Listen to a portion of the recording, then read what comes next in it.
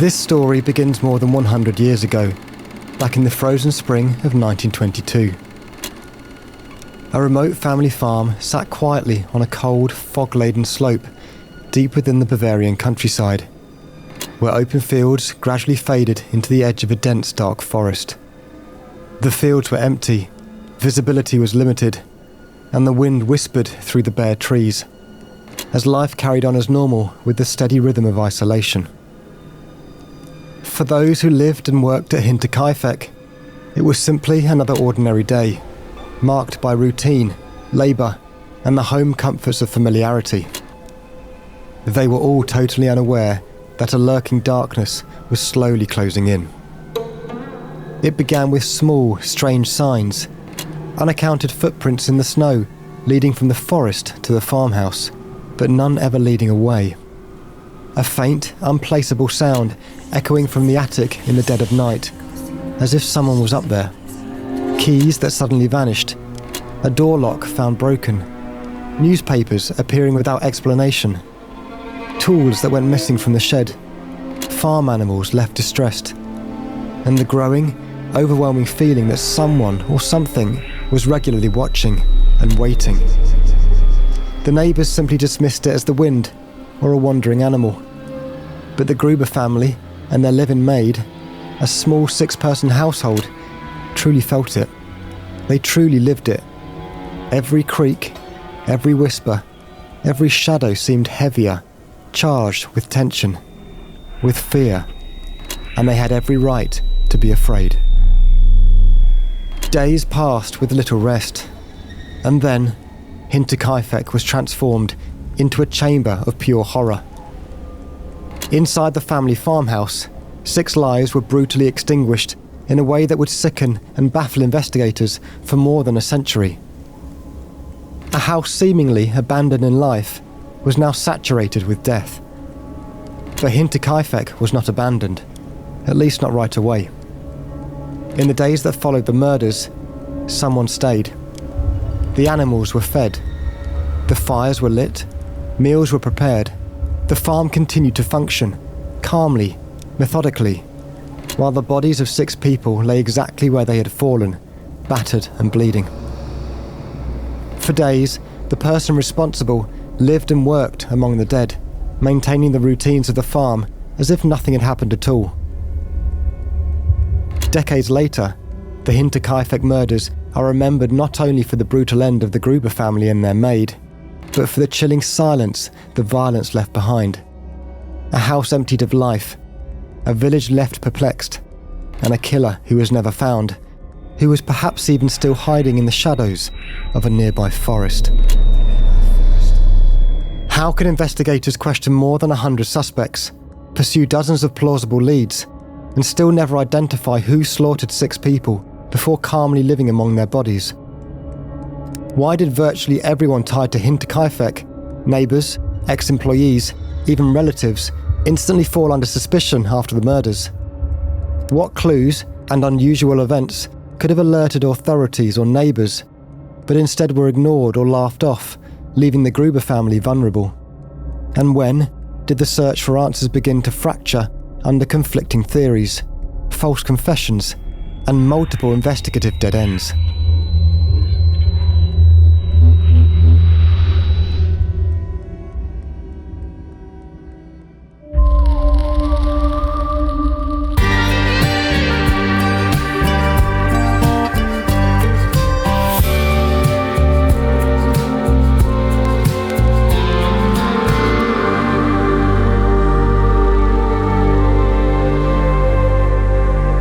Hello and welcome to I Could Murder a Podcast. We are back with a mystery from a distant time in history. Ben, how you doing? Doing very well. Thank you so much for having me. Yeah, this feels like a long time coming. Yeah, very different case compared to the last few episodes of this series. It feels like a weird little interlude, but great to be here. How are we, producer Dan? Very good. Spring is springing, isn't it? I'm always a big fan of it. I probably said it like the past 3 years, but I'm a big fan. And we need a bit of lightness throughout this darkness. And this one's, it is a bit lighter in it, but it's still brutal. But big up the Germans. Yeah, it's funny because if this is the darkest series ever, this case is truly horrific. But I think because the distance in time, and it's because it's a mystery, sometimes when you can't put the event on a person, so to speak, it makes it somehow less, I don't know, it definitely feels lighter to some of the cases we've covered this series. We love a mystery over here on ICMAP. We love to discuss the possibilities, who we believe did it, what could have happened. And I think because of all the kind of elements to this, the kind of, it's in a farmyard, it's snowy, all these things, it adds to the kind of story-like nature of it. But we're very excited to get into today's case. Definitely, yeah. This is this the first episode we've filmed since the series went live as well? We've had like 3 or 4 episodes go live now, and I think this is the first time we've sat together since the series went live. It is, Ben. Well done. So we are actually able to gauge some reaction, and for the people that have found the episodes too dark, too disturbing, or they've had to get through it in multiple goes, maybe this episode will be a bit more up your street. I still think it's dark, as Tom and Dan have kind of alluded to. It's dark in a different way. It's kind of like you can imagine this being a horror movie. Very, a lot very of spooky easily happenings. A horror movie. Yeah, a lot of spooky happenings, and it is as Tom alluded to. It's a story. It's a story to tell, and we're here to tell that story. Well, Ben, what is today's story? So today we are here to discuss the Hinterkaifeck murders. Now, for our resident half German, is that correct, Dan? Hinterkaifeck? It sounds bang on to me, so I reckon. Yeah. Also referred to as There's Something in the Attic. A real-life boogeyman, the Unsolved Hinterkaifeck massacre, and 6 murders, no answers. Straight off the bat, with boogeyman, I'm always, is it bogeyman or boogeyman? Because boogeyman sounds like someone who's just making some shapes to the dance floor to me. That's a great question. That's what I thought, but boogie is apparently the scary one of the boogie bogey world. The bogeyman's just a bit gross one. It's just putting Is those in the corner. I would say boogeyman. So not really boogie. Boogie. Not bogey, but boogeyman. Both bogeyman and boogeyman are acceptable spellings for the mythical creature used to frighten children. Used to frighten children, with boogeyman, B-O-O-G-E, more common in the United States, and bogeyman preferred in the UK. Both refer to a shape-shifting, formless monster, often used interchangeably in folklore and popular culture. Der Bullmann is the German phrase for it. Der Bullmann. Oh, why does he sound more scary? Der Bullmann. Or there's the one which they also uses, Der Schwarzmann, which is actually the black man. Yeah. So we're not going to do that. We'll keep that one away. So as we always do, we're going to set a bit of background to this mysterious, spooky story and then get into the timeline of events. So before we arrive at the horrors that unfolded that fateful night, and in order to truly grasp the events that would make Hinterkaifeck so terrifyingly infamous, we first need to understand the place itself. The farm, the buildings, the fields, and the dark forested shadows that surrounded it.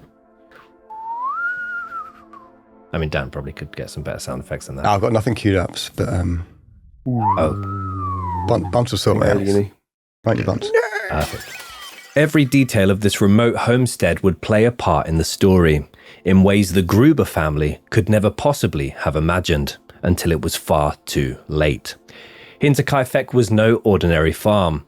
Its name actually hints at its hidden location, Hinter meaning behind in German, and Kaifeck was the name of a small nearby hamlet. Hinterkaifeck. Behind Kaifeck. Hinter mean behind, Dan? Can you give the thumb up on that? Hinter. Behind you, hinter you. Oh. True to its name, the farmstead sat tucked behind Kaifeck, about a mile to the north, surrounded by woods that seemed to almost close in around it. A quiet, isolated spot that already felt a world apart from the village below. Yeah, very, as Tom said, very storyteller vibes. Perched high on a lonely slope in the Bavarian countryside in the municipality of Weidhofen, which is roughly 40 miles north of Munich, the farmhouse was framed by rolling fields that gradually gave way to the edge of a large, overgrown forest. The farm itself was 2 miles away from the nearest main road, and it could easily be missed, hidden behind fog and the natural curve of the land. A property that felt remote even in a village already known for farming. The homestead itself consisted of a modest 2-story house, an adjacent barn large enough for multiple cows and horses, a small shed for tools and firewood, an engine room, and a handful of pens for pigs, chickens, and other livestock. I didn't know a pig could hold a pen, but A vegetable garden and a small orchard supplied the family with what they could not grow or buy elsewhere. Beyond this self-contained world, the forest's edges were close enough to touch, hiding shadows and secret paths that the Gruber children were warned never to explore. A constant reminder to the isolated family of the wild, hidden dangers potentially lurking beyond. just quickly, guys, the name Gruber, the translation of it is quite interesting. It's named for someone who lived in a depression or a hollow. So it's like a pit or a hollow, or referring to a person of a geological depression, mine or pit. So it's quite a doomy, gloomy name as well, living in a pit. Well, I was going to say, this doesn't sound doom or gloomy so far. This sounds actually... No. You've set the scene, Ben. I would love to go there right now. Right now, yeah? Not... Okay, yeah. But, no. Yeah, okay. No, fair play, yeah. There's a farm that sounds very much like this in my village, which, makes it quite scary because there is a woods next to it, and at night, the woods look a bit scary. Is that the woods that we went to with you when we were taking photos? It's the first half, yeah. The scary woods are the other side. I took you into the friendly woods, and we had a great time. Lots of balloons on the floor. Fuck. They were balloons. Okay. So this farm, Hinterkaifeck, had belonged to the Gruber family for decades. They were not wealthy and they were not always comfortable, but Hinterkaifeck had become their home and livelihood, a place built by generations of hard work, toil, and labour. Ownership of the farm had originally passed to the matriarch of the household as a part of a settlement with her first husband, and after she later remarried, the couple made the farm their own. Tending to the land, raising livestock, and building a life for their family within its fields and buildings. Hinterkaifeck itself wasn't an industrial agricultural business, but a working family homestead, which basically meant that the family relied on the farm for most of their sustenance and income as well. So if they had particularly bad seasons, bad weather, it would place them in a really, really tricky situation. The property spanned approximately 50 tagwerk.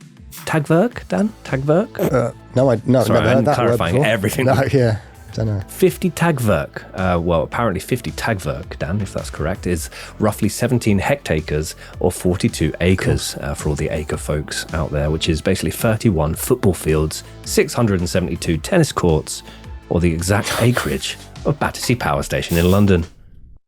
Big farm, guys. This is kind of the point there. It was made up of a mixture of grazing pastures, fields for crops and fodder, and the family often grew barley, hay, potatoes, and other vegetables for themselves or to feed their livestock. You remember me when the west wind rose on the field, barley, hay, potatoes, and other vegetables for themselves and we soon will die. So for the Gruber family, life was measured by the seasons, the rising and setting sun, and the routine of everyday work, chopping firewood in the winter and tending to crops in the summer, milking the cows at dawn, feeding the pigs and the Dawn, chickens, come here! repairing fences, and ensuring that the animals were well fed, well rested, and safe. Lovely. Basically the usual farm stuff. Every corner of the property was familiar to the family, every nook, every fence post, every path to the forest. They knew the land intimately, and the land knew them. As soon as I wrote that, I felt like I'd nicked it from Lord of the Rings. They knew the land, and the land knew them. That's more Brosnan, isn't it? Pierce Brosnan. I don't think that's Pierce Brosnan, but... Basically, the family knew the land and the land knew the family. But soon, it seems as though it would also become intimately known by a sinister, shadowy stranger. Jeremy Clarkson pulls up. I did a thing! Maybe Gimli. Maybe they knew the land intimately. And my axe! My axe. No. Whose voice does that sentence work well with? They knew the land, and the land knew them. Oh. That sounded like Liam Neeson. I knew them, yeah. I will find you. I'll find the land, and I will mow the lawn before I do the crops, which isn't mowing, it's more of a different action from the combined harvest. Hinterkaifeck was a place of work and shelter and a place of routine and unpredictability. but it was also profoundly isolated. Neighbours were scattered, distant, and focused entirely on their own livelihoods, and the path leading to the nearest village required a long, almost 4-mile walk through fields and woods. Back in 1922, the vast majority of people in Germany did not own or have access to cars.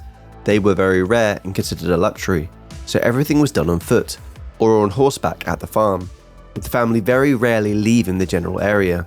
As well as this, the family's mail arrived infrequently, and visitors to the farm were extremely rare. For the Grubers, this remoteness was part of the farm's charm. It allowed them privacy, independence, and a life shaped by their own hands. But the very isolation that made the Hinterkaifeck a peaceful refuge also made it somewhat vulnerable. There were no eyes watching the property, no bustling streets to witness any strange movements, and no immediate help was available should danger approach. In every way, the farm was both a home and a trap, a world of its own, carrying the steady cadence of daily life, and, as future events would prove, the perfect stage for something catastrophic to unfold. The Gruber family was made up of 5 people. Mr. Andreas Gruber, the 63-year-old patriarch of the family, was a man of quiet strength. By his early 60s, he had worked the farm for most of his life, his hands calloused from decades of chopping wood, tending livestock, and ploughing fields. So Fields was one of the farmhands. That was just a little joke about shagging. He was respected in the local village for his work ethic and knowledge of the land, and was considered a man who preferred the company of animals and earth to that of people. It's a bit like, not Dr. Dolittle. I think Dr. Dolittle did like to have, company and maybe go for Friday drinks after work, but talk to animals a lot. Who else like that lady in Home Alone 2, the pigeon lady? A pigeon lady, yeah. She loved that. She liked animals more than probably people. Maybe not by choice. Mainly pigeons as well. Yeah, it's true. I could see her stroking a cat if it walked past. Well, not if the pigeons were, actually. But anyway, we know what kind of person this person is.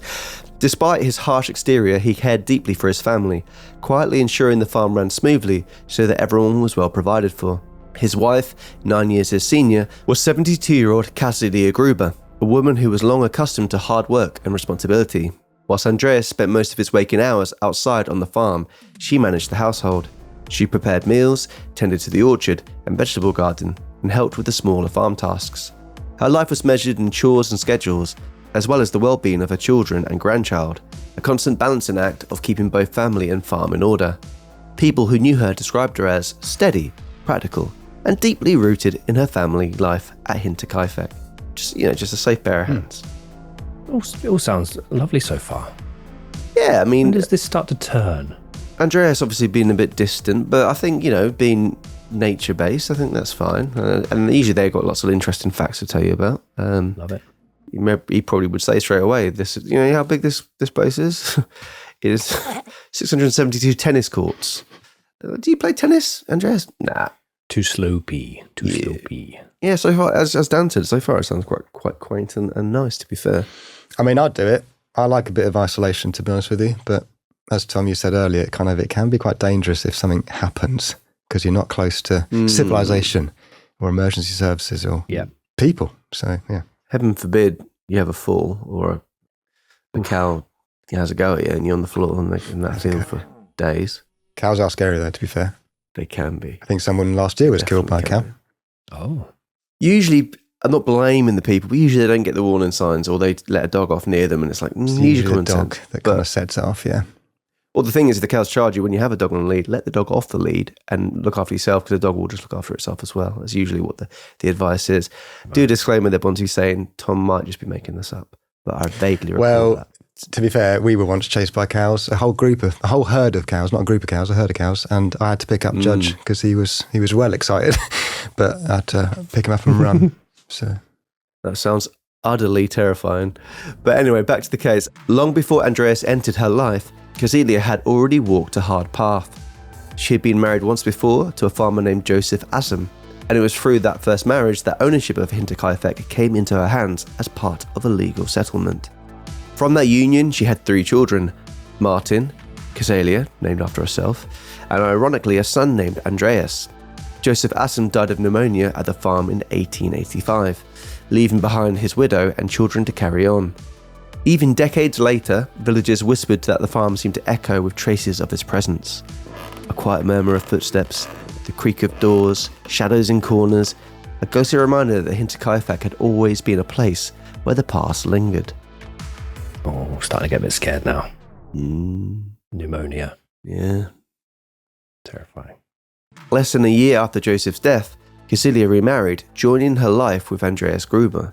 The pair would go on to have 2 children of their own, Victoria and Sophie, creating a household that blended 2 generations under one roof.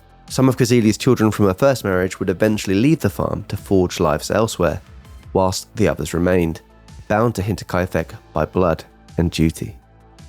Still not too scary, though. Still pretty okay. I'm fine with this. So far. Absolutely fine. Okay, good stuff. I mean, comparatively to the last 5 episodes, walk in the park farm. Yeah, walk in the farmlands. But don't fall down a Gruber. I've just read the next sentence there. Oh, yeah. Sorry, Dan. I'm not fine with this. So the next bit we're going to leave to Dan to read because he's got some Expert. research. So far, it all seems fine.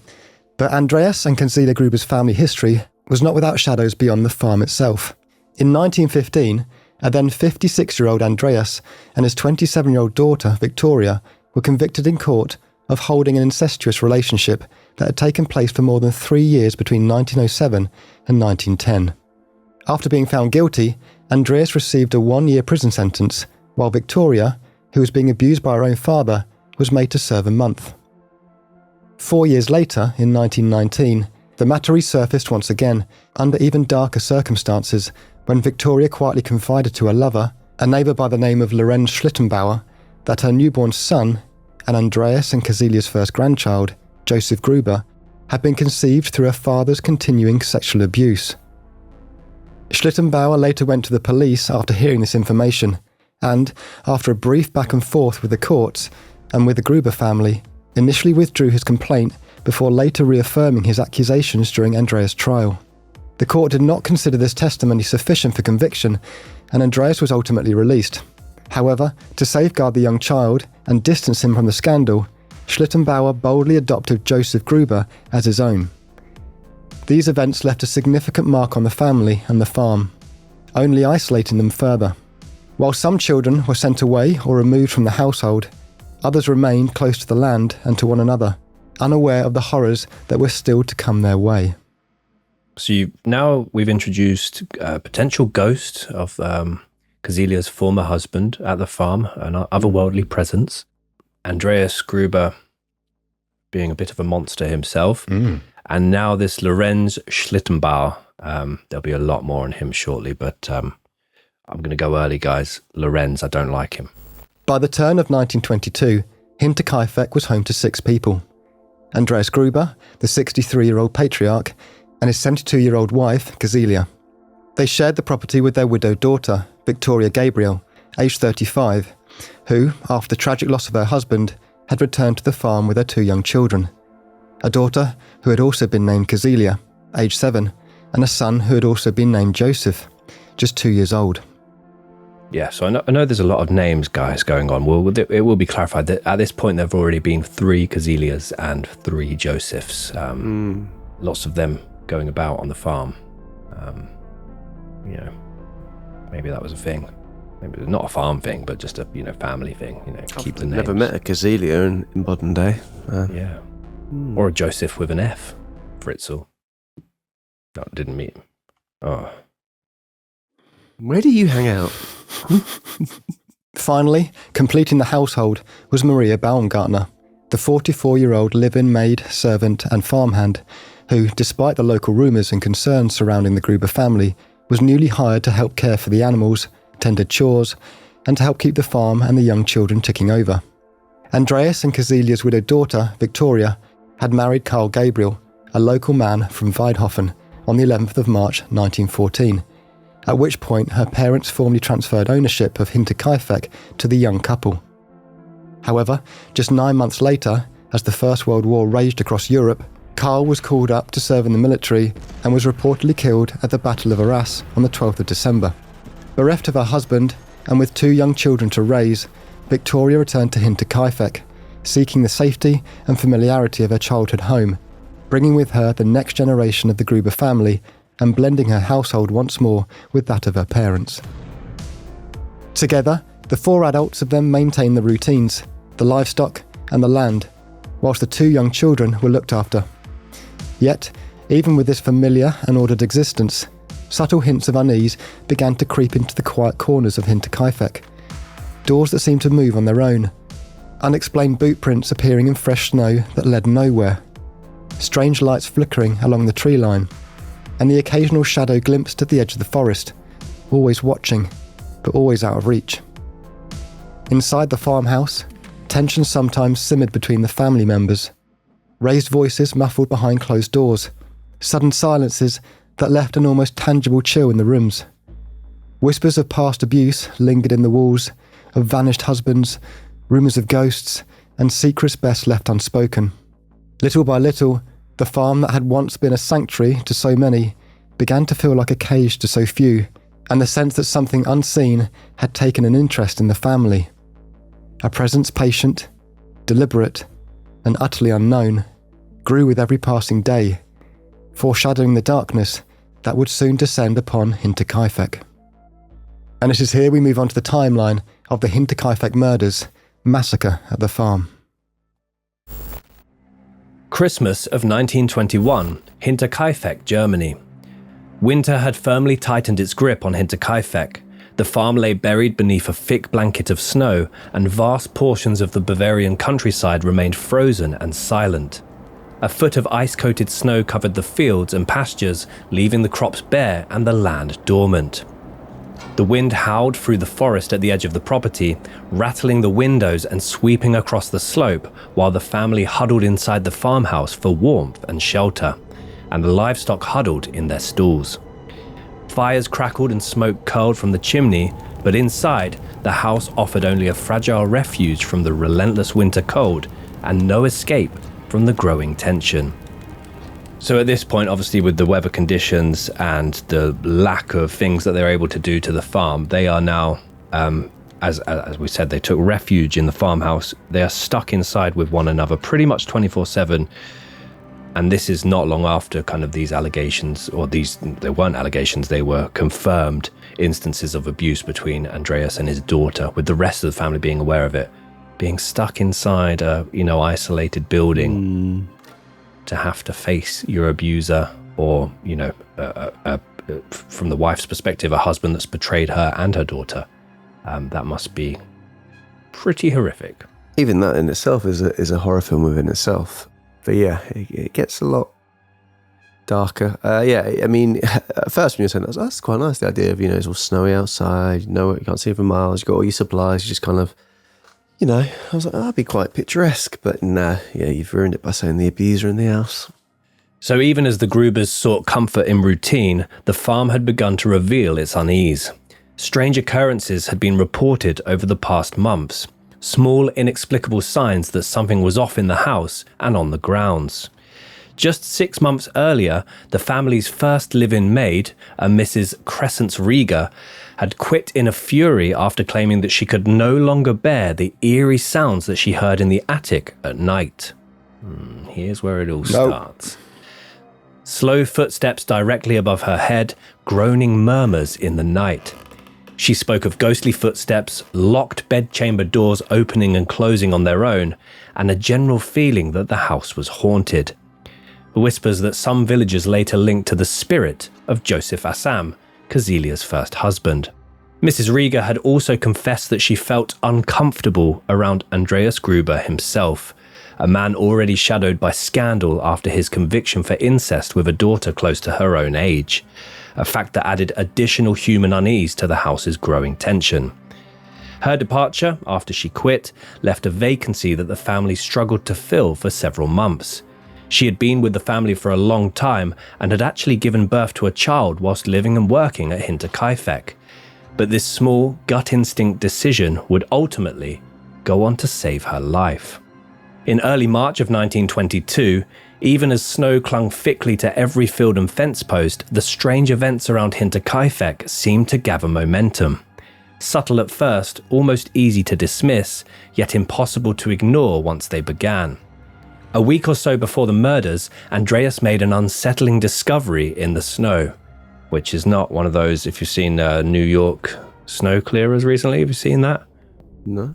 It's all over Twitter at the moment. And there's been a heavy, I think it's New York, apologies if I'm wrong, but there's been a very, very heavy snowfall to the point that the roads needed manually kind of clearing, and there was like footage, mobile phone filmed footage of I guess council workers shoveling snow into the back of the van, and then they zoom into the snow that's being put in the back of the van, and it's filled with brown lumps, apparently because of the rising homeless population. So Andreas didn't stumble upon that. He stumbled upon something you could argue slightly more sinister. Footprint tracks appeared leading from the forest and straight to the farmhouse door and windows, but there were no tracks leading back out, as if someone had simply walked in and never walked away. On top of this, one afternoon, he became perplexed by a series of boot prints leading up to the door of the farm's machine room, the lock to which had been violently broken. And upon checking the machine room, nothing was stolen. It seemed as though the person had done this simply to get in, and then to leave without a trace. The foot size was noted as being too large for any member of the family. Don't like that. I don't know why that bit got me. Neighbours later recalled that Andreas himself spoke of these boot prints with a growing sense of unease, but still no one offered help or intervention, with many of them believing it was an older gentleman's paranoia and that they were his own boot prints in the snow. Andreas never went to the police about this incident. Which, to be fair, could you really go to the police saying, there's some boot prints in the snow leading from the forest to my house and not leading back? They would consider that time wasting, wouldn't they? Yeah, I think so. I mean, people call for stupider things, and the police can turn up and go, that's happened. The farm is such a big place as well, so it's not like he could search the entire surrounding. I guess the broken lock, though, maybe that is a call to the police, boot prints in a broken lock, my machine room's open, but nothing's been taken, but you should still come and have a look. Boot prints in a broken lock. Sounds like a bit kind of poetic in a way. Yeah. But yeah, no police involvement yet. Then came the unexplained objects and sounds. One morning, Andreas found a newspaper from Munich lying on the grounds of the property, a newsprint he had no memory of ever buying and that no one living on or nearby the farm was subscribed to. So yeah, this was like a local newspaper, printed in Munich that was suddenly laying on the farm. And this is 40 miles away, Munich. And no one in the village surrounding them had a subscription to that newspaper, so it was like, what does this mean? Andreas initially assumed it to be a simple postman's mistake, that it had simply fallen from his satchel. But as the strange paper sat unclaimed on the farm for weeks, it began to feel less like an accident and more like a cryptic message of some kind. Even more unsettling were local whispers of a shadowy figure seen lurking on the edge of the woods, watching the farmhouse from a distance. Some neighbours claimed that they occasionally spied a man in an army coat lingering just beyond sight, and others stated that they saw two large men, a presence that vanished as soon as it was noticed. And people have noted that the man wearing camouflage or army gear, there are links to the husband who passed away at war and went to Munich to enlist, so there's that little bit there to think about. Was Hinterkaifeck being watched? Was someone or something waiting for the perfect moment? The same neighbours who quickly brushed aside Andreas's boot print concerns were met with additional fears from the 63-year-old. The neighbours recalled that Andreas had been complaining about hearing dull-sounding footsteps creeping and scraping along the attic, though whenever he went up to investigate, he found no one, he found nothing. Once again, neighbours brushed this off as birds on the roof, Andreas's isolated mind simply playing tricks on him. Other recollections state that Andreas vehemently rejected multiple offers of help from his nearest neighbours, who stated that they would come over to look at the property with him. Again and again Andreas spoke, and again it is believed he was ignored. Don't know why he's turning down help for that kind of thing. I mean, it might be pride, like, I got it, don't worry about it, but it's bizarre. I can see the mind's playing tricks and you, a bit of stir, cabin fever. If there's anything like our lockdown, probably drinking heavily.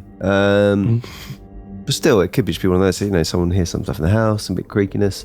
It's an old house, wind whistling through there and stuff like that, I imagine. And that's it, being so isolated in the middle of nowhere. You can't really go out because of the conditions, and you're in there 24/7. I can see how you could start to see or hear things, but other neighbours saying they're seeing people in the woods, that's a bit when I'm like, oh, I don't like that.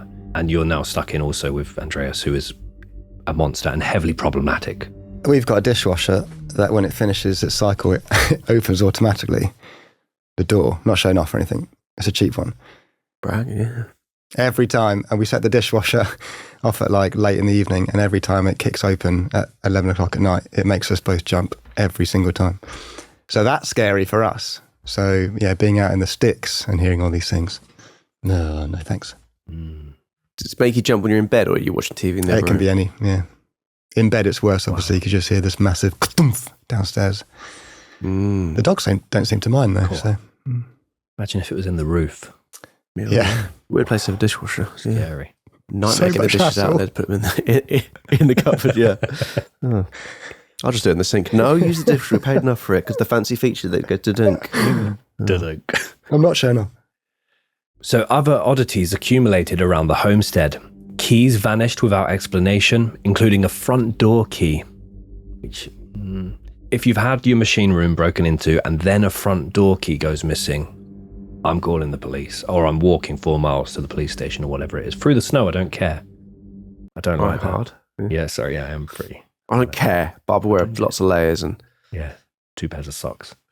The inside ones are damp. Your front door key going missing. Again, that's isolation and, is your mind playing tricks on you? Have you misplaced it? No, it's been taken and people have been in the house and there's boot prints everywhere and Ugh. Household items seemed repeatedly moved, and on more than one night, the family, particularly now the young children, reported hearing multiple footsteps and creaks from the attic, high above the rooms where they slept. Once again, Andreas climbed up to inspect, but nothing was discovered, yet the noises persisted, echoing in the stillness above them. The entire Gruber family was becoming paranoid and overwhelmed. Even the children seemed affected by the tension. According to a school friend of young Cecilia Gabriel, her mother Victoria fled the farm the night before the murders after a violent argument with her father, only to be found hours later in the dead of night, shivering and in the fetal position in the forest nearby.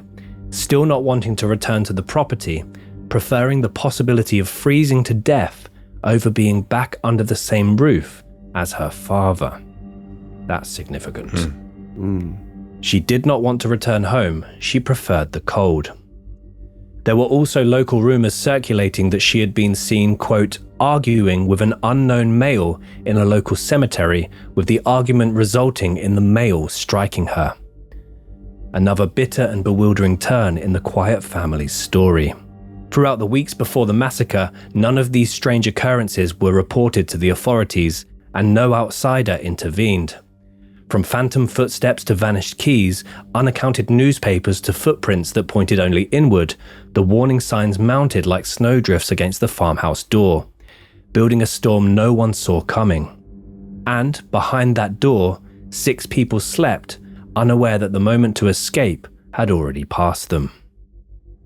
Friday, March 31st, 1922, the day that would etch Hinterkaifeck into infamy, began like any other. The morning broke cold, white and grey, no different from the many that had come before it. Frost clung to the fields, smoke rose thinly from the farmhouse chimney. Animals were fed, chores were completed, and life at the farm moved forward in its familiar, unremarkable pattern, with all 5 members of the Gruber family blissfully unaware that these were the final ordinary hours they would ever know. That afternoon, a new presence arrived at Hinterkaifeck, Mrs. Maria Baumgartner. The 44-year-old maid who had been hired to replace the one who fled several months earlier slowly made her way to the farm.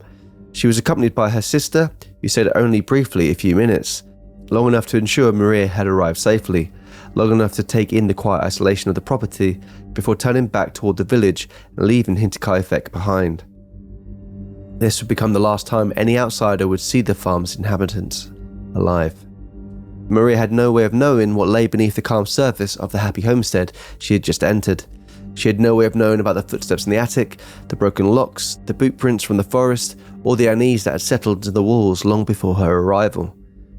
She unpacked, she settled in, and she began her duties, helping with the animals, the children, and the household, stepping into routines that had already been fatally disturbed. She would work at Hinterkaifeck for just one day. Maria closed and locked the doors before settling in for the evening. By nightfall, the routines would stop, the lights would go dark, and Hinterkaifeck would become a place the living no longer answered from. It would begin its long, terrible silence. As evening settled over the farm, nothing outwardly appeared amiss. Supper was prepared, the animals were fed and secured for the night. Lamps were lit as darkness crept in from the surrounding forest. To anyone watching from a distance, if anyone had been watching, Hinterkaifeck looked exactly as it always had. But sometime after dark, the familiar order of the farm was broken. Someone, or possibly a group of people, silently arrived at the farm uninvited. One by one, 4 members of the household were drawn from the safety of the living quarters and marched toward the adjacent barn, a place they knew well, a place they trusted. There was no sign of forced panic and no evidence of a struggle spilling through the yard. Whatever lured them there did so quietly. Inside the barn, the silence was shattered. Each victim was killed separately as others watched on in horror. Each individual, 63-year-old Andreas, 72-year-old Cecilia, 35-year-old Victoria, and her 7-year-old daughter Cecilia, were repeatedly bludgeoned in the head with the blunt end of a steel mattock, which to those unfamiliar looks like a large pickaxe and is typically used to dig and chop stubborn ground. Each attack was deliberate. Each attack was relentless. 3 generations of a family brutalized, and the barn fell silent. After each life was extinguished, the killer or killers did something that would haunt investigators for generations. They arranged each of the bodies carefully, covering them with hay, as if attempting to hide not the crime, but the fact that the farm had changed at all. The violence did not end here. Inside the house, the remaining 2 victims were found where they should have been safest, including the youngest member of the family. Even the new maid, who had lived at Hinterkaifeck for less than a single day, was not spared. She had arrived unaware of the dread that clung to the walls, unaware that she had stepped into a place already claimed by death. 2-year-old Joseph was bludgeoned to death while sleeping in his cradle. His skull was completely crushed, whilst a similar fate followed 44-year-old Maria, who was bludgeoned with a mattock while she slept in her bedchamber before being hidden under a large blanket. 6 lives savagely and abruptly ended within a matter of moments. And then, when the killing was finished, something equally unsettling began. The murderer, or group of murderers, did not flee. For 4 days afterwards, someone remained at the farm. The animals were fed, fires were lit, smoke rose from the chimney, and fresh meals were prepared. Neighbours later noted that the cattle appeared calm and very well cared for, an impossible detail considering what lay beneath the hay and behind the closed doors. The person responsible moved through the property as if it still somehow belonged to them. The 6 bodies lay exactly where they had fallen, yet life, or something that resembled it, continued at Hinterkaifeck. By the time the truth was finally discovered, days later, the killer was already gone, leaving behind no clear motive, no definitive identity, and no explanation for why they stayed, or how they vanished without a trace. Hinterkaifeck did not simply witness a murder, it was occupied by it. Yeah, so a very gruesome scene there. Obviously, it's in the middle of the night. It's icy and snowy around the barn. We're going to get onto the potential suspects that have been theorized over the years, but yeah, in the middle of the night. I mean, Andreas and Cecilia are slightly older, 63 and 72, but there's a 35-year-old Victoria, 7-year-old daughter as well, and they were all somehow forced to march silently out of the house and into the barn, which I think for one perpetrator to do is tricky. It's a really narrow route to that barn as well, and it's just so violent, so violent. And we're not even touched on obviously the fact that whoever did this, or whichever group of people did this, stayed there for 4 days afterwards with a baby and a maid deceased in the house with them. Obviously, they could have marched singly, people by themselves. An option. I mean, obviously the couple would be probably in bed together, so you'd have to do them at the same time. Also makes me think there'd be more people to be able to control that scene, and also more weapons than just what they ended up using. But the weapon that they chose is such a violent death, such a violent way to kill someone. That makes me feel like it feels personal. Yeah. Because my immediate suspicion is the creaks and the cracks and in the attic upstairs, but that was going on for so long as well that I don't feel like someone has been living there for months and months and months. I just don't feel that's feasible. I mean, I don't know. It's hard, isn't it? Because my transient thought was someone trying to get back at Andreas, like a kind of revenge thing, but that doesn't really explain the rest of it. And I also feel so. I mean, it's horrible for everyone, but particularly Maria, who had literally just started that and was brutally murdered in less than 24 hours. It's I'm not really sure yet. The worst first day of work on record.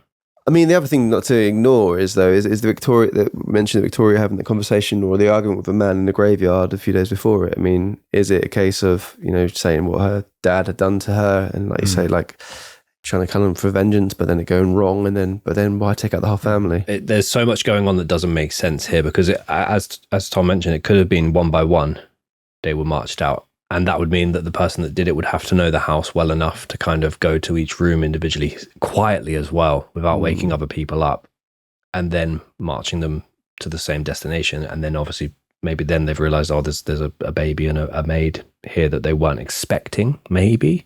But I think as well, if this is like a motive for someone going at either Victoria or Andreas for various reasons, there's so much collateral there. So many other lives taken violently and really disturbingly.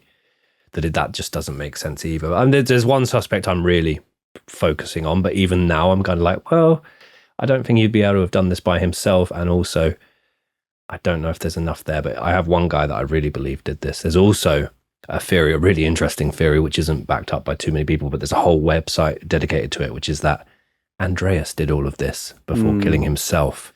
But we'll talk about the logistics of that being pretty difficult to believe. But yeah, it's quite. Yeah.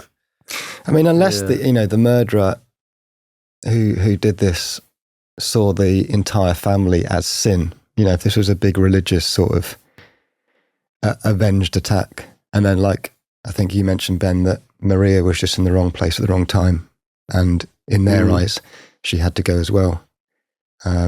Because you're right, there is so much collateral.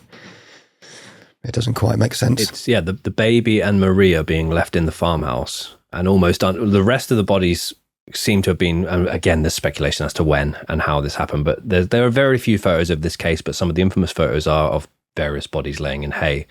And there's talk that either people who discovered the scene moved them or people who created the scene moved them.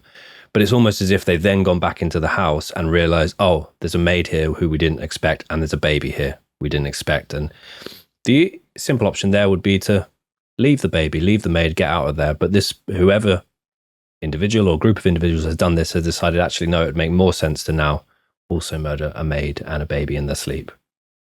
Going on Dan's theme there of, perhaps it's deeply religious and it is a house of sin, and then they've, the sinners, so to speak, being left in the barn with disrespect, covered in hay, and then, slightly more respect left in their beds.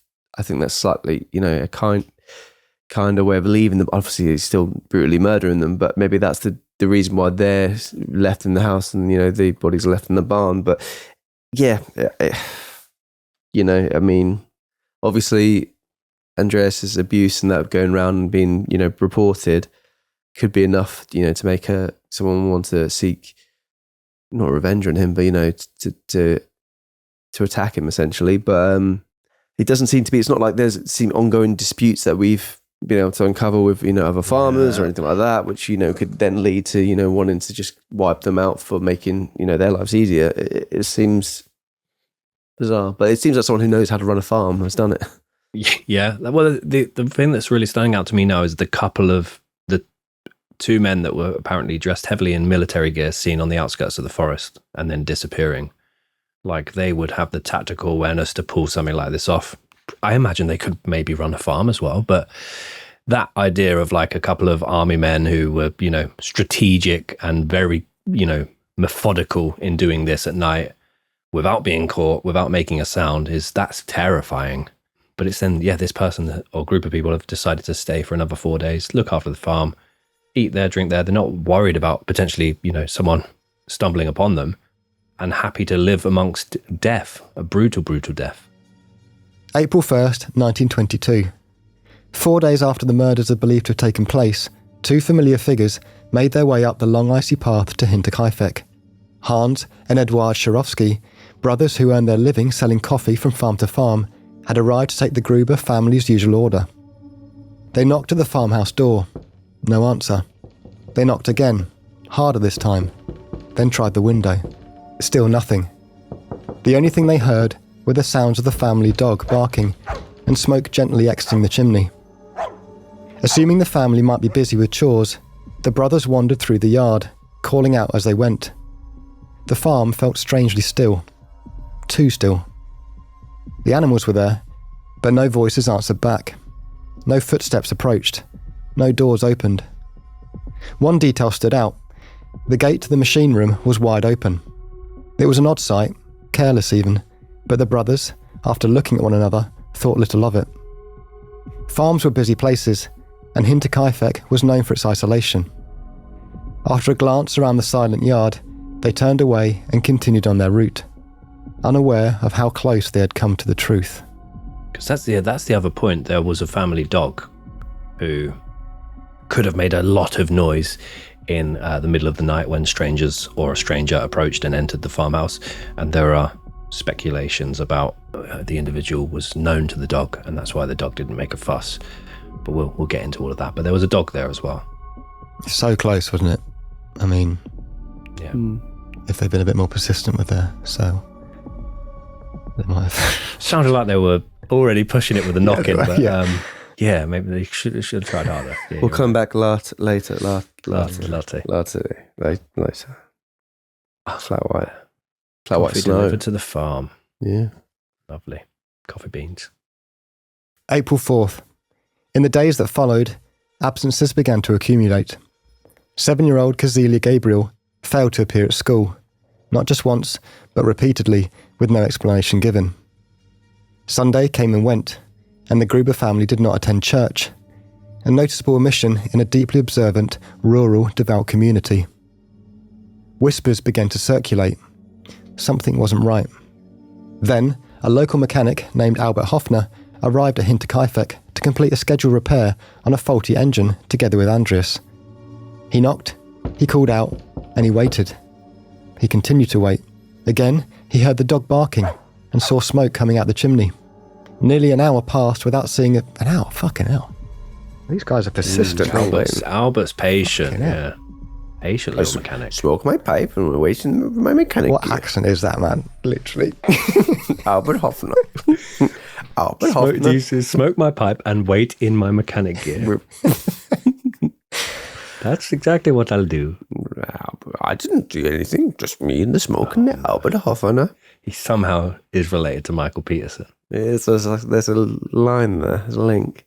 I know how many doors. I knocked at all the doors. It's just a slippery stairway, Albert Hoffner. Nearly an hour passed without seeing a single member of the household. Eventually, seeing the engine door open, he decided to begin the work alone. For more than 4 hours, Hoffner moved about the property, inside buildings, near the barn, within arm's reach of where the dead lay hidden under hay. The farm showed signs of recent use. The animals had been fed. Nothing appeared overtly abandoned, and nothing seemed questionable. When he finished the repair, Hoffner left.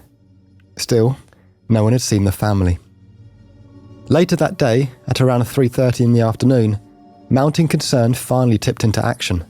Neighbour Lorenz Schlittenbauer, who we mentioned earlier, had been involved in a relationship with Victoria, who had gone to the police and the courts about Andreas's incestual behaviours, and had also adopted one of Victoria's sons, already feeling uneasy about the family's prolonged silence, decided to send his young son and stepson ahead to Hinterkaifeck to check on the Grubers. They returned shaken, reporting they had seen no one, no movement, no voices, and no sign of life. That was enough. Schlittenbauer then went to the farm himself, accompanied by 2 other neighbours, Michael Pell and Jacob Siegel. Together, the search party made the decision to break the lock and enter the barn. What they found inside would mark Hinterkaifeck forever.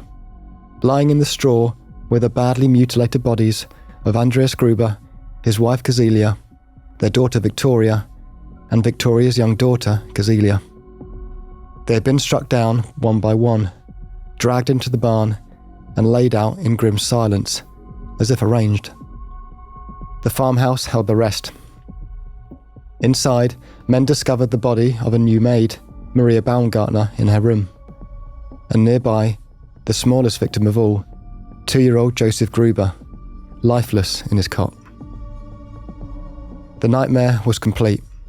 Word spread quickly, and within hours, the farm was overrun. Neighbours, the curious, and the horrified alike. An investigative team from Munich, led by Inspector George Reingruber, was subsequently dispatched to the scene. But from the very beginning, the investigation was fatally compromised. So, as I mentioned before, there's very few photos from this case due to the age and isolation of the property itself, but there's basically a very narrow alleyway between the farmhouse and the barn, which you can kind of see in the photo. You see like a detached barn, which is believed to have been the machine house, and then a concrete barn, which is where the murders are believed to have taken place. And there's a very narrow alleyway, which apparently you could only get through by single file traffic, which is again why, although we've mentioned that it's believed that the family were murdered in front of one another and that they were, marched into there together, the idea of one by one makes a lot more sense, as Tom said. But the main theory here is that you'd only know that fact if you knew the barn, if you knew the farm, intimately. And the idea is that either the person that did this or the group of people that did this rearranged them at the scene, or there are rumors that the bodies have been moved now during the discovery. So in the hours and even the days following the gruesome discovery, random people wandered freely through the house and the barn. Bodies were touched and moved. Objects were moved and taken away. Some onlookers even bizarrely made the decision to cook several meals in the Gruber kitchen, unknowingly destroying whatever fragile evidence may have remained. All these moving of bodies is making me hungry. What, they've got no coffee? For fuck's sake! That's very bizarre. Very, very bizarre. And there are kind of rumors that this Lorenz Schlittenbauer was kind of at the heart of this. Like he said, I know this. Yeah, help yourself to a slice. He was very much encouraging the kind of, he made the decision to unlock the front door in the first place. He had a key. Ben's placing some things here. Some breadcrumbs. The following day, on April 5th, court physician Johann Baptist Ormüller performed autopsies inside the barn itself. The findings were grim. A heavy farming tool, a mattock, was identified as the likely murder weapon, though it was not immediately found. Most disturbing of all was the discovery that 7-year-old Kazelia had actually survived the initial attack for several hours. Tufts of her own hair were found clutched in her hands, torn out in agony as she lay alone in the straw. The skulls of all 6 victims were removed from the bodies and sent to Munich for further examination, which was not considered a controversial move at the time. So they've made the decision to decapitate the corpses so that the skull injuries can be... Why? I mean, cheaper on postage probably, but why not send the whole bodies? It's seems to be more convenient just to do that, which this is very, very, very strange. At first, investigators suspected robbery. They questioned traveling craftsmen, vagrants, salesmen, and villagers from the surrounding areas. But the theory quickly collapsed when a substantial amount of money was found untouched inside the farmhouse. So the big motive here is that they had a lot of money, which they kept on the farm, and lots of people knew about this money, but the money was still there. So that means maybe there was something more personal. Some of the money was still there. Oh yeah? You don't know that all the money was there. I mean, you don't have to take all the money if you're going to take it. It also then muddies the waters as to why, like it makes it more mysterious, doesn't it, as to why it's left. That's true. But That's true. Same time. Well, apparently a substantial amount was left untouched, but as Tom said, we might not know the full amount. And instead, a far more chilling truth emerged. Someone had remained at Hinterkaifeck after the murders for multiple days. The cattle had been fed, bread from the kitchen had been eaten, meat had been freshly cut from the pantry, and the fire had been tended to. For days, life on the farm had continued quietly, with the dead lying just beyond the walls. With no clear motive and no uncontaminated evidence, police compiled lists of dozens of potential suspects. Arrests were made, accusations flew, but none held. So there you have the scene, there you have the discovery. The money's still there. Do we have any theories yet on what actually happened? For the 2 in the farmhouse and 4 in the barn? Well, yeah, Lorenz obviously is the one that we feel like we've got most on, but it's still, I don't know. You'd want to know. You'd want to speak to his boys about where has your dad been the last few days, because obviously you know how to run the farm. We always have to question the people who were initially there early on, to investigate, and money, like I said, money in the scene. But what's the real gain for him? What's the real motive for him? Yeah, it's really tricky. It seems to be a deeply personal attack on the family because of what one of them, or multiple members of the family. But at the same time, it could also be an absolute maniac that just happened to be passing through the area, which is less likely. But yes, I was thinking that, Ben. It could just be a completely random thing, or someone who kind of knows roughly the area, so they feel like they can get away with it. It could just be bloodlust, but I am sitting on the side of some sort of religious-based revenge and personal attack.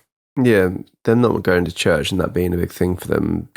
I'm sure people within that church who know the history of their family would be very appalled by them. But then also, a religious person seeking justice in that way seems, slightly unthinkable. But also the idea of people, because obviously some theories are the murderers or murderer were in the house the whole time in the attic. That's a terrifying thought in itself, isn't it? That is spooky as. And I imagine there'd be crawl spaces or whatever they could hide in if people did actually look up there. And I imagine they probably weren't that thorough with the looking when they went up there. I mean, all there's I'm also thinking of that, the recent film Frankenstein, where he's living in the he's in like the cogwheel of the wheel of the yeah. Great little series. It's film. You just watch that every multiple viewings. Oh, sorry. Series. But all the people watching from the woodlands, like you could then see that's their routine. They do this. That's how you run a farm. You could map out the kind of layout of the farm by kind of like moving in and around it over at night to kind of see how it all works. But yeah, it's just like, what is the gain here? Because like if it is not, it's not money because they left the money. It does seem to be a deeply personal thing, and the only person that's wronged anyone is Andreas. So. Or to the extent that you might make someone act that way. I'm just going to reread one of those sentences, Ben, and tell me if you don't mind. It's just, this is probably up there for me in terms of how disturbing it is, but 7-year-old Kazelia had actually survived the initial attack for several hours. Tufts of her own hair were found clutched in her hands, torn out in agony. That's what I don't understand with this whole thing is if you've got revenge in mind or you want to personally attack someone, why do that? Yeah, if you've got a vendetta against one person, why are you wiping out the whole family, especially children, innocent people? It doesn't make sense, but I'm sure we've covered cases. Well, I know people say it's our bingo card, but you look at like Chris Watts, just leave your wife. Yeah. Why do you have to kill her and your children? Sometimes some people think, oh no, the clean slate is wiping out everyone, which the really terrifying thing is, I mean, that's gruesome in itself, but whoever or whomever has done this has been comfortable enough to not only bludgeon a baby in its cot and completely crush its skull. Not only can they find the ability to do that, but they're happy to then live amongst that for 4 days. I mean, we're going to go through all of the different suspects, and one of whom is like a vagrant that kind of had a reputation for traveling around farms all over in America and all over Europe doing things. So we'll get into the possibility of just a literal, like a bloodlust attack. But even with all of these suspects we're about to go through, and one of them really sticks with me, which I'll say now is Lorenz Schlittenbauer, but even then, his motives, and no one gained anything from this, just the loss of life here. But I, after doing the research, really felt keenly on him, but going through the scene again now, I'm like, how could he, actually manage to pull this off? Who knows? But we'll just go through this last bit of aftermath and then we'll move on to our suspects. So less than a year after the murders, Hinterkaifeck itself was erased. The farmhouse and its outbuildings were torn down, dismantled piece by piece, as if removing the structure might also strip the land of its memory, a final attempt to bury the horror that had unfolded there. But in its destruction, the farmhouse revealed a secret. During the demolition, workers were stunned to uncover what the investigation never did. Hidden away deep within the attic was a mattock, its metal head still marked with dried, darkened blood, the weapon believed to have ended 6 lives. Nearby, buried in the hay of the barn, lay a penknife, overlooked and forgotten, yet heavy with implication. Even as the walls fell and the roof collapsed inward, Hinterkaifeck offered one last chilling reminder. The truth had always been there, waiting above their heads and beneath their feet. The murders at Hinterkaifeck were never solved. They raised increasingly more questions than answers, and the case was officially closed 23 years later in 1955, though the questions lingered without answers long after. The final interrogations relating to Hinterkaifeck were conducted in 1986, 64 years after the murders, and shortly before the retirement of Detective Chief Superintendent Konrad Müller-Fuhrmann, leaving behind one of the most haunting and unresolved crimes in German history. Since its demolition, and again, big fan of the old Google Street View, a memorial shrine was later erected on the very grounds where the murders had occurred, and it kind of bears the memory of the Gruber family and Mrs. Baumgartner as well. So we have our unsolved, very gruesome unsolved crime. Now let's have a look at the possible suspects. So let's begin with one that, although we can't rule it out, we are left with very little to work with. The Screaming Stranger of Weidhofen. In the dead of night during May of 1927, more than 5 years after the murders, a bearded stranger confronted a local man from Weidhofen, questioning him about the horrors at Hinterkaifeck. Then, with a voice that cut through the darkness, he screamed claims that he was in fact the murderer, before vanishing into the forest, leaving nothing behind but the echoes of his words. He was never identified or seen again. I mean, that could just be a pissed up man shouting stuff. Yeah, not a lot to work with on that one. Yeah, I'm gonna say, yeah. We're saying no to him. And then we have Ben's friend, Mr. Lorenz Schlittenbauer. Friend. He is among the most commonly cited suspects and most people's prime suspect. A neighbour whose complicated relationship with the Gruber family, as well as his proximity to Hinterkaifeck, made him a natural focus for investigators. He was also the first to properly discover the bodies. He also broke open several locked doors at the scene and is alleged to have unlocked the front door with a key, perhaps the key that went missing. He was also witness to disturbing numerous bodies at the scene. He told investigators he believed the bodies were not buried because the ground was too hard. Some pointed to possible motives involving family tensions and old grievances, including his relationship with Victoria, the adoption of her son, and his hatred for Andreas.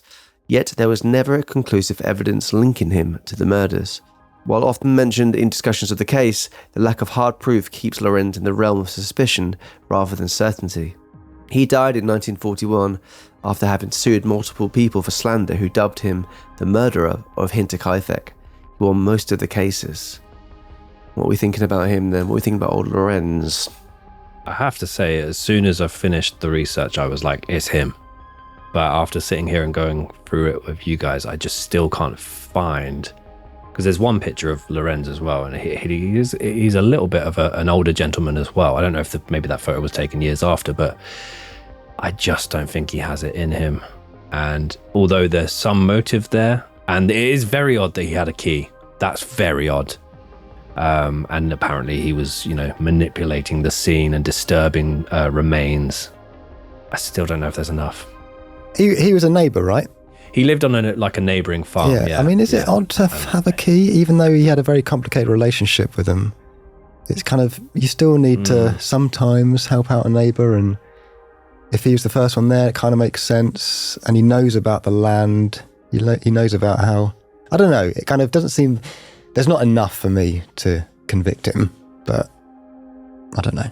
Yeah, I mean, obviously, you could say the key, because obviously he's closely linked with Victoria, obviously adopting the son, but if you're the man of the house, as Andreas was, and having him, going to the police about you multiple times, I don't think I'd be giving him a key. So I think that is a little bit weird. And I also find, when people who, if you're innocent of these things and people accuse you, sometimes people who are innocent just ignore it, go quiet and leave it be. The people that fight it and take it to courts and things like that and keep their name, I always think that's kind of a little bit of the kind of reliving the moment a bit and enjoying it all. It's like the killers who would go to the memorial service for the people and things like that, kind of being there in and around all the grief and all the suspicion. Yeah, I think there's definitely there's more mud on him than there is anyone currently from our list.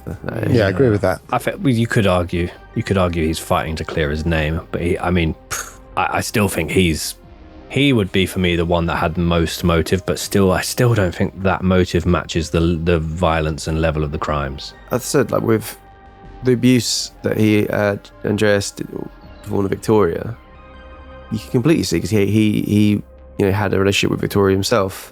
You could see him seeking revenge for Victoria, but why then kill her along with everyone else? That doesn't make sense. The other thing is, he maybe, my mind keeps going to why was a baby killed. Maybe he felt that could have been another incestuous child born to the world. I don't know. He's the one I have most suspicion towards, but just the level of violence and mayhem at the farm, I can't see it. Doing that alone, 6 people. Next up, we have the Bichler brothers and George Siegel, consisting of brothers Anton and Carl Bichler, as well as, you've guessed it, George Siegel. These 3 were suspects due to Anton and George previously working on the farm. Anton had previously proposed to Mrs. Rieger, the former maid who quit 6 months prior, and she rejected him. Additionally, making claims that Anton had said the Grubers should all be dead, whilst he worked there for 2 seasons farming potatoes. The Gruber family dog also apparently barked at every human apart from Anton. The Bichler brothers were also seen by the maid in Weidhofen on the night of the murders, only a couple of miles away, and George Siegel apparently told locals of a Gruber family fortune he was going to steal. All 3 men also knew where the mattock was stored. I kind of feel like these are just people going back. I think he might have he didn't enjoy working on doing the potatoes. I think he didn't like the owners. He could have said, this is annoying. And then she's like, I think he said he wants them all dead. Well, this Mrs. Rieger, the former maid who quit, would have a lot to say. And this is just the first of a series of brothers that she would kind of implicate indirectly. She would make a lot of different claims. And there's a potential that, she herself is not beyond the realm of suspicion, because she quit under a bit of a cloud, and maybe she quit for a different reason to noises in the attic, and actually she had, knew that there was money there, or, knew what Andreas had done and wanted revenge. Who knows? There's always money in the banana stand. Yeah, I kind of feel like that's trying to make people, disgruntled ex-employees. Doesn't feel massively like the money thing. The money's still there. Yeah. So for me, that kind of discounts a lot of them straight away. Next, we move to Peter Weber, who was briefly a suspect due to a former colleague. Weber had told him that he knew of a large amount of money being held at their family farm, where the responsible family were incestuous. He told his colleague the correct name of the farm 2 years before the murders, and stated that he was going to kill Andreas and take the money. He didn't. The money was still there. So it's a weave of lies, if you ask me. So again, I kind of think the money doesn't make sense. Bit of a stretch, I think, that one. No. And our second set of brothers, finally, the Gump brothers. And this is unfortunate. Adolf Gump. His brother Anton Gump. Be such a good Photoshop there, but we're not going to do that. We're above it. Are we? Show it, Bonds. So Adolf and Anton Gump both had connections with a far-right paramilitary organisation. I mean, it adds up. With Adolf apparently murdering 9 Polish farmers who were trying to operate in Germany. Their sister Crescentia said that the brothers were responsible for the murders whilst on her deathbed, which briefly resulted in an arrest of Adolf, but he was later released due to a lack of evidence. Wow. That is interesting. Adolf and Anton Gump, the Gump brothers. We do think numerous people being involved makes sense. That seems to be the reason of doing the attack isn't for money. So that makes sense for the money being left. If they have a history of murdering farmers. Which... I mean, that's not... You can't rule it out. All of the... Yes, most of the suspects have a little bit you can go at, but I still don't... The brutality of this crime scene, just none of them kind of match it for me. So we move on to the third set of brothers now, the Thaler brothers. The former maid, Mrs. Rieger, who had already pointed some fingers at the Bitchler brothers, also pointed some other fingers at Joseph and Andreas Thaler, two brothers who had committed a string of small-time burglaries in the area. According to the former maid, the brothers once visited the property and asked her which family member slept in each room, before looking towards the machine room and rolling their eyes.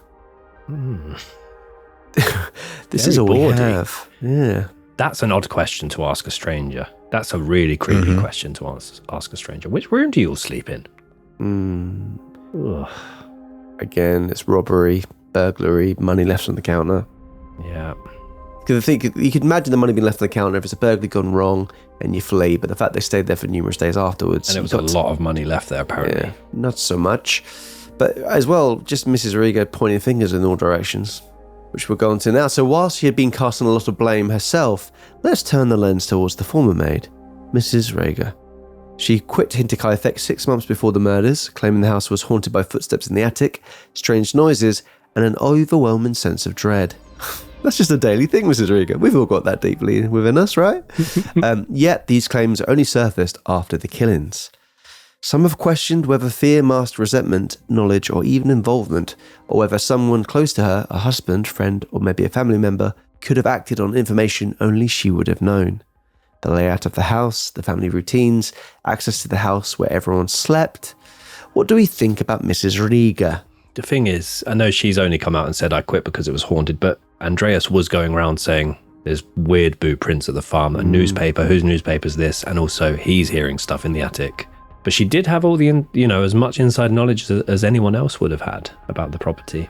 I don't know, could she do this though? So brutal. Yeah. I'm wondering if she had connections, but the only reason I'm suspicious of her is because she's done so much of, they said this, they said this, they said this, I didn't say anything, they did, But again, I don't know if there's enough there. Lorenz, for me, is the main one. The Gump brothers make sense. The Bitchler brothers, and George Siegel, there's something there. I just still don't think there's enough for any of them, really. No. So just a few more suspects that we have on our list. Next, we have Carl Gabriel, who was Victoria's former husband and officially killed in action during the First World War. Officially. Yet rumours refused to die. Whispers that Carl had been seen alive after the war multiple times in the area, and that his body was never properly identified during World War I, and that he may have returned to a life that had moved on without him. Some speculated a man presumed dead could have harboured rage, betrayal, or a need for revenge, especially given Victoria's relationships and a child born in his absence. But with no proof that he survived the war and no evidence he ever returned to Hinterkaifeck, Carl Gabriel remains less of a suspect and more of a ghost haunting the edges of the case. I should point out 2 of his surviving friends confirmed he died in the war. I think this is just a spooky one that people have kind of thrown into the mix. The only thing about that I'd say was his 2 friends, the 2 men in army gear seen at the edge of the forest. Were they them?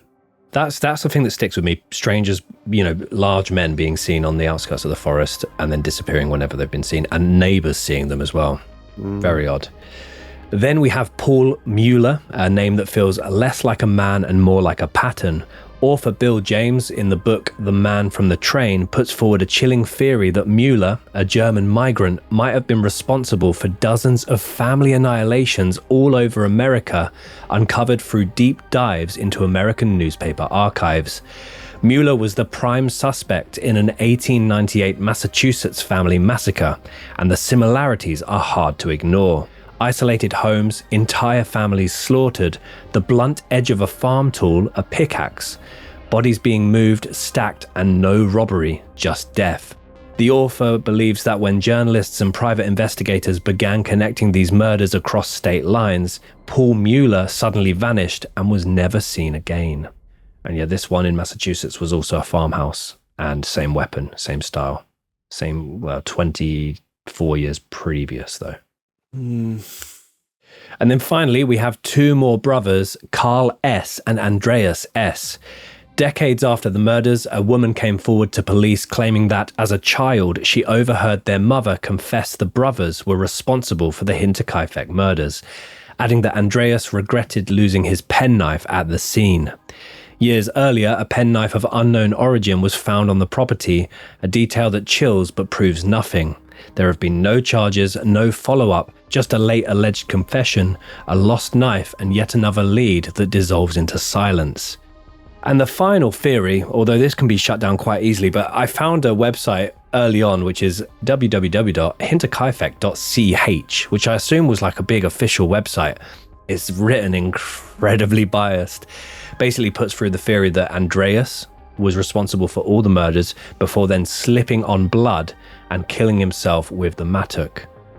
How would the mattock then be hidden in the attic afterwards? Andreas's injuries did not line up with that, but this person owning this website, which I'll pop in our Facebook group, and all the strange bits here, they basically point that there's a point on the mattock which is kind of holding the instrument against the wooden handle, and he claims that that is where Andreas has slipped and that's gone into his skull. But they write as if factually stating that Andreas did this before accidentally killing himself, and it's just it's harder to believe. But there you have it. With that one, just quickly, he would have been found with that in his head, in his own hand, and then people, why would they be just not say that? And how was the farm running for 4 days after? I mean, their theory on the website is that he ran the farm and then the accident happened. Yeah, not. Yeah. There you have it, guys. The Hinterkaifeck murders. Yeah. It does feel oddly lighter than the last 5 episodes of Series 13, but it's still incredibly dark. Yeah.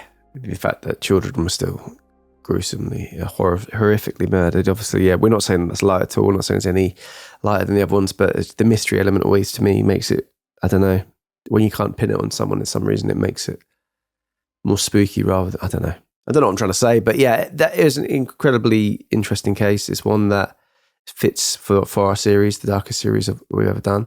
But yeah, let us know in the comments below who you think, or if maybe you think you've heard this case before, or you think there's other people we haven't mentioned that you want to discuss. Let us know in the comments. We're always very interested to hear what you guys have to say. Yes, indeed. And just to point out as well, for the visual, viewers of the episode, all of the pictures that you've seen in this case, the particularly gruesome pictures that you've seen, all of them were taken on April 5th, which is 5 days after the murders took place and 1 day after whoever did it left the property. So again, to show you that then things may have been moved, people may have manipulated the scene, people were, sat at the breakfast bar, I imagine, having a coffee and making food in the kitchen. It's really coffee. Odd. No coffee, yeah, no beans, annoyingly.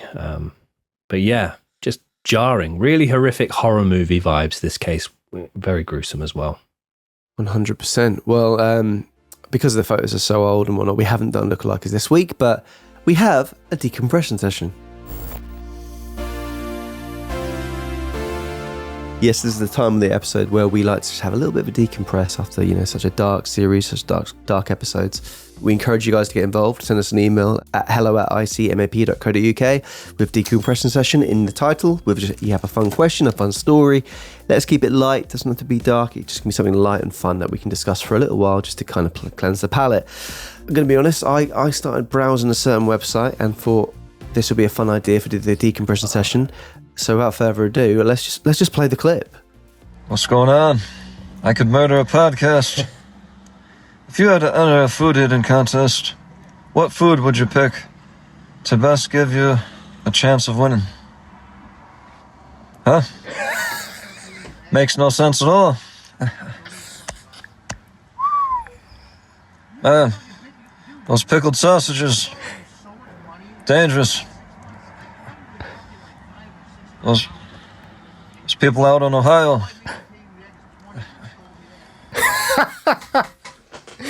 I fucking love him. Yeah.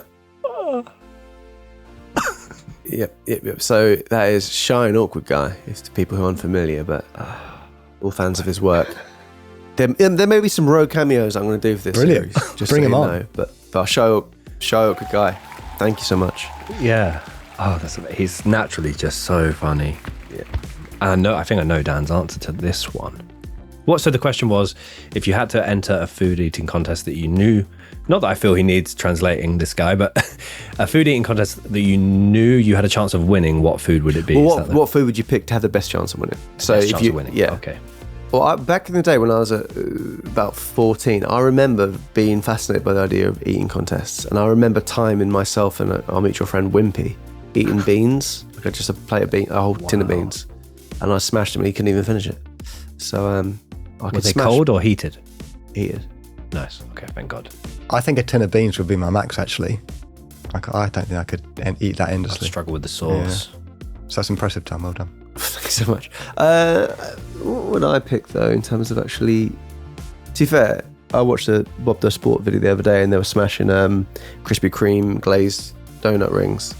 And I think they're like, if you had a whole tray of those, I think I could do quite a lot of them quite quickly. Wow. My mind, I'm immediately thinking, what do I like enough to go at? But everything I like is really decadent. So I feel like a nice plate of loaded fries. I feel like I could eat about a couple of square meters. Square meters? That's a lot. Maybe a square meter of loaded fries. Because I wouldn't get bored of that. I wanted to say chicken wings, which I think might be Dan's answer. But again, I've tried that and I don't know. I love a buffalo chicken wing, but ribs, something where you can just if it's too saucy or too sweet or something, you I think you run out of steam really quickly. Two things. If I had to pick any food, I'd just pick mango because I could eat that for years. Wow. Mm. But I would also like to try a sausage eating contest. Get the sausage down my throat. Well, Christmas do needs to happen. Yeah. You saw that out. I'll be well up for that. Well, the Nathan hot dog eating competition, I think I could do quite a lot of those as well. It's the bread, it's the bun. It's the bread, yeah. It's the bread, that's why I it's do the bun, just it's the sausage. sausage. Pure sausage, baby. Okay. Well, that can be it's not bad. Pop that on the website. Dan smashing a plate of wieners. Comment wiener down below. And if we get 50 wieners, I'll eat 50 wieners. Yes. I feel like he could do quite well. That's impressive. Comment wiener 50 times, not as in 50 times for you, but if we have 50 wiener comments, we'll get that sorted out. And we'll do an eating contest from me, Ben and Dan, but the wieners will be Dan's thing. But yeah, thank you so much, Good Guy. That was absolutely wonderful. We also have a question to settle an argument, guys. We are here. We are your agony uncles over here on our IGMAP. So you can send a question if you want to settle an argument. We love that. So we have a message which has come in from Christina Boyle. So thank you so much, Christina, for sending this in. I think it's quite an easy one for us to settle as well. So she says, "Hi boys, so glad you are back. So I've been with my partner for 16 years and we have disagreed about what you call it when you give someone a ride in the back of your bicycle the whole relationship. He says a dobby and I say a backy. Please help us settle this after so long. Thanks. Love, Christina." Backy. What the It is fuck back. is A dobby. It is back. It's Harry dobby. Potter. Dobby, sir. That's You must not go on the back of my bike. It's got to be a backy. Or just a lift, old-fashioned lift on the back of the bike. Or the pegs with BMXs you did. I thought that's just They a sat back. on the Yeah, front pegs, in the handlebar. Yeah. that's ET. But yeah, no, Christina, sorry to your partner, but we're going to go back here. I don't know if that's a northern-southern thing, though, perhaps. possibly, yeah. I hope that helps, actually. I hope you don't have more arguments about it now. And I've just got just a general question I'm going to throw in here as well, guys, because we love it when you guys get involved. This comes in from Louise. "Hi guys, firstly, thank you so much for the decompression session. It really helps with the difficult cases this season. My question is, and I'm a fairly new listener since Red Handed, shout out to Red Handed and anyone that's come over, and I've been binging your older series on YouTube. One thing I keep focusing on though is Ben's tattoo on his left elbow. Please could you tell me if it's a switchblade or a feather, as I can't get a close enough look. By the way, you all seem to have nice tattoos. Thank you, Louise, from Leeds, UK." Well, thank you, Louise. Get out, Ben. Oh, Ben, thank you so much. You should get out, Ben, mate. Wait, Oh, wrong arm. show off. It is I guess, is switchblade and cutthroat razors the same thing? I imagine this is from the same universe, so, right? yeah. It is a cutthroat razor. A feather would also make sense, I suppose, but it's my granddad unfortunately got Parkinson's and always used refused to stop using a switchblade or cutthroat razor, despite the difficulties that raised. And when he couldn't use it anymore, I got the tattoo. And the feather would make sense because he loved pigeons. And yes, ticklish as well. Ticklish, Grandad. Very ticklish. He loves Sweeney Todd as well, so it all ties in. But but the feather though, that was it because he'd raised pigeons. He raised very successful pigeons, racing pigeons that went all over the world. And he once beat the Queen's Aviary, which I didn't know I didn't know what he was talking about when he kept saying it. But yeah, kept saying. Good old Grandad. There you go. But yeah, thank you, Louise. Yeah, but so guys, any questions, anything you ever wondered, we want to keep it light because it is a decompression session. So any questions we love, anything's, love Bring it. But there will be some rogue cameos coming up. Don't you worry about that. I've been given a budget I can go and just spend. And there's some big names I'm looking at, baby. Well, this is also the first episode we've filmed since starting, so we've now actually got decompression session comments on Facebook and emails and stuff, so that's really good as well. I know, Tom, you're familiar with a bit of a heartwarming story, just quickly. Punch the Monkey. So there's been kind of sad animal memes from kind of December, January, February, and there's started with, I believe, the nihilist penguin, which was the I don't know if you've seen it, the Werner Herzog documentary where a penguin breaks from the pack and instead of going to the feeding grounds starts running a mile towards a mountain, and it obviously was, the filmmakers didn't interfere because it would have just kept running, and it ran, to its death, unfortunately. Punch the Monkey, an orphaned monkey, I believe they're trying to kind of introduce it to a habitat, and it's been bullied and things like that. So it's got a IKEA. Yeah. He's got a friend now. Yeah. He's got a friend now. Fantastic. And the one that really got me is actually, unfortunately, one that's turned out to be, I'll see if you boys know it. Do you know Wilson the Rooster? No. So it really got me, and then it's ungot me, so I'll explain it. So basically, this is mobile phone footage of a flood somewhere in the world, and it's someone filming from the roof of their property, and loads of driftwood is being pushed down. This man's filming, and then all of a sudden a piece of driftwood goes by with a rooster on it, and the rooster obviously can't really fly away, so it's just condemned to float down this river on a log. And it sounded a lot to me like the man shouting out it was his rooster, and he's going, Wilson, lo siento, which is, I'm sorry, Wilson, I'm sorry. And if you might recognize I'm sorry, Wilson, I'm sorry from the movie Castaway.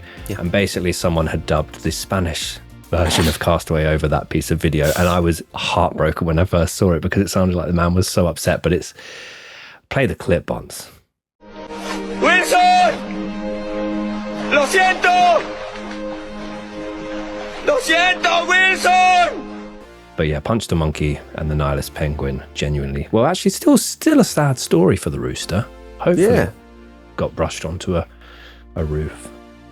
Yeah, not always mine was a bit more light-hearted stuff than the Please, rather than a Wilson rooster being swept away. Apparently, roosters can fly for a short time, so I'm sure he was fine in the end. Oh, fantastic! He looked pretty stable, but I was really got me. Maybe he's just surfing. Fuck it. Yeah. But yes, so no lookalikes this week. But Ben, cryptic clue for next week's episode, please. Benjamin Carter's Cryptic Clues. Yes, indeedy, yes. A big, by the way, so many people are getting the cryptic clues this series, and they are some of the most, I would say, complex but also awful clues of any series. The cryptic clue for episode 7, I put a knife in that console I borrowed. I put a knife in that console I borrowed. Yeah. So if anyone gets that, because people are getting the ones that I'm purposefully doing shit. Purposely?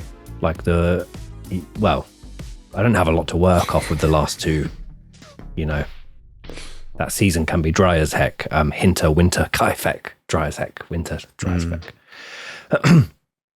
Yes, guys, well, thank you so much for all your support this series. As we said, this is the first time we've filmed since we've been back, so all the lovely comments, all the responses is being greatly appreciated. And yeah, as we said, we fully respect some people maybe finding the cases a bit darker and harder to manage this series.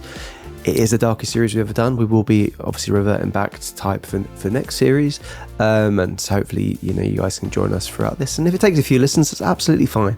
But if you want to listen to any more episodes and any minisodes as well during this time, why not head over to our website at www.icmap.co.uk, where we're sitting around 250 minisodes over there, and you can access those over on Spotify as well. Free. So why not check that out? Absolutely for free. It's crazy. All of them for free. For 7 days. For 7 days. And then that's it done. Yeah, cut Get you them off. addicted and then cut it. You can join us for free for 7 days, and then if you like what you see, want to stick around, and then go from there. But yeah, any support there is greatly appreciated. But thank you so much, guys. We can't wait to bring you the next episode. And until then, like we always say, We say this all the time. keep doing what you're doing. Wow, unless it's dropping the Munich newspaper in the snow and dropping other things in the snow as well in public. Wow, you couldn't help it. Asking a family where they sleep, where the bedrooms are. Yeah, asking strangers which rooms they sleep in. Ugh, Don't do that. disturbing scenes. Creepy as sin. Creeping through someone's attic. Yeah. Don't do that. Yes, guys. But do follow the show. Good guy on Instagram. Legend. Anyway, see you later, guys. Bye-bye. Pip.